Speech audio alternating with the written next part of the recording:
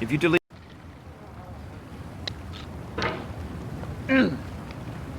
There's no feeling more intense than starting over.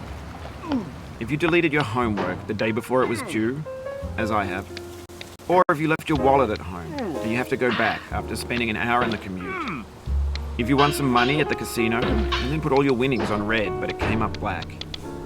If you got your best shirt dry cleaned before a wedding and then immediately dropped food on it. If you won an argument with a friend and then later discovered that they just returned to their original view. Starting over is harder than starting up. If you're not ready for that, like if you've already had a bad day, then what you're about to go through might be too much. Feel free to go away and come back. I'll be here. Alright, thanks for coming with me on this trip. I'll understand if you have to take a break at any point.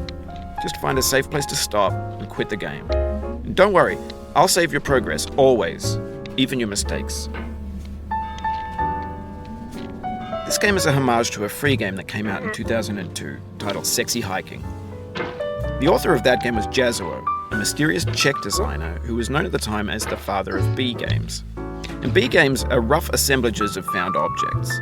Designers slap them together very quickly and freely, and they're often too rough and unfriendly to gain much of a following. They're built more for the joy of building them than as polished products. In a certain way, Sexy Hiking is the perfect embodiment of a B game. It's built almost entirely out of found and recycled parts, and it's one of the most unusual and unfriendly games of its time. In it, your task is simply to drag yourself up a mountain with a hammer. And that act of climbing, in the digital world or in real life, has certain essential properties that give the game its flavor. No amount of forward progress is guaranteed.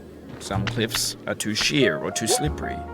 And the player is constantly, unremittingly in danger of falling and losing everything.